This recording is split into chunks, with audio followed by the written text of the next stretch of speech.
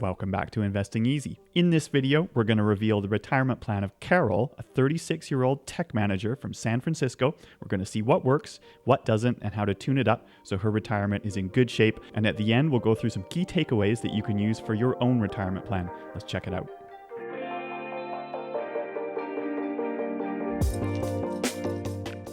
So Carol is 36 and wants to retire by 55. She's worked hard to get to where she is today, but she worries that she doesn't have enough saved for the future or to have a comfortable retirement, especially if she lives well into her sunset years. Will her investments weather the storm with all the market volatility that we're seeing? Let's simulate it to find out.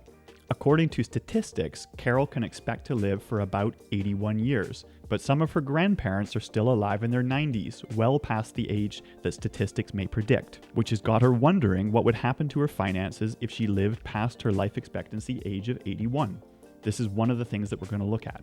Now, for some folks, your age of life expectancy might be uncomfortable to think about, but it doesn't actually mean the age when you're going to die.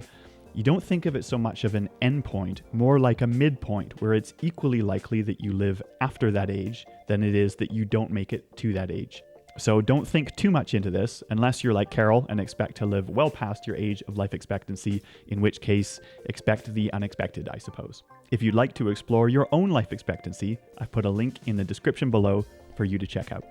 Now, when it comes to investing, Carol has an aggressive risk tolerance. So this means that she weights her portfolio more towards stocks or stock exchange-traded funds that track indexes, and less towards bonds or bond index exchange-traded funds.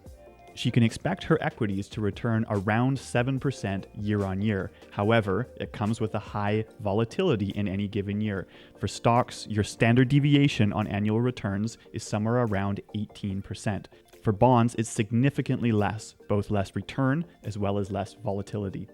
Moving through the inputs, Carol and her partner have around $180,000 in savings and investments today, and they make around $2,500 per month or $30,000 per year in 401k contributions. Now, this is matched 50% by her employer, so each of them combined together get a total of $15,000 per year in employer contributions. Carol expects her salary to go up over time, so she expects to increase her contributions 3% year on year. In retirement, Carol and her partner plan to spend around $5,000 per month or $60,000 per year as spending money, but that's after the IRS takes its cut. So how much does she need to withdraw from her portfolio of investments pre-tax? Well, it varies state by state, your income tax rate, so there's a link in the description below where you can calculate your own tax rate from the IRS. Now, as their retirement goes on, they expect to be doing less traveling and entertaining over time. So by age 70, they expect to have a lower spending rate, which also has a lower income tax rate. They also plan to downsize their home when they retire because they will no longer need their home office space or children's bedrooms. So they expect this will unlock around $300K of home equity by doing so.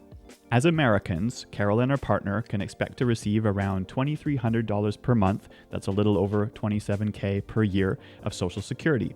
Now, these benefits last for life and they are indexed to inflation, which means as the cost of living goes up, their Social Security payments go up as well. If you want to know how much Social Security you can expect in retirement, there's a link in the description below. So now that we've got all our inputs, we want to know what happens to Carol's nest egg with that aggressive investing risk tolerance that she has.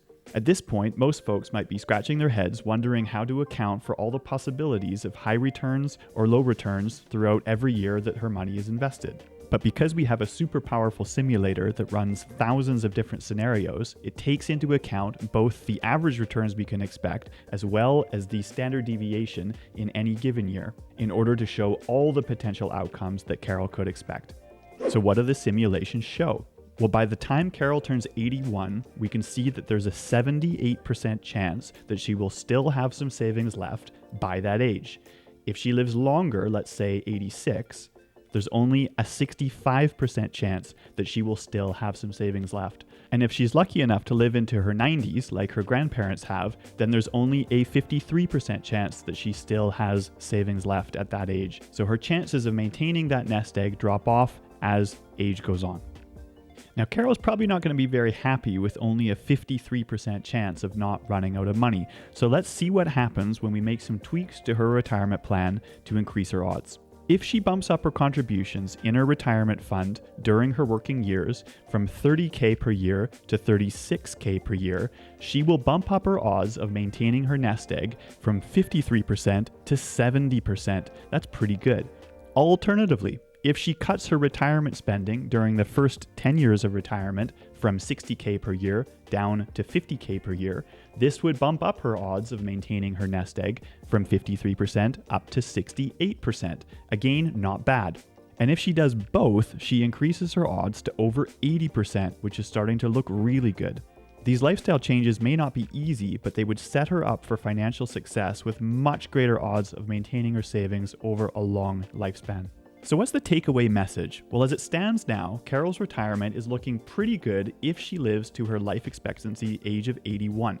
However, maybe not so good if she lives beyond that. However, she can control this by making changes to her pre-retirement savings or to her expenses during retirement, or both, in order to maintain a much greater chance of not running out of money by old age.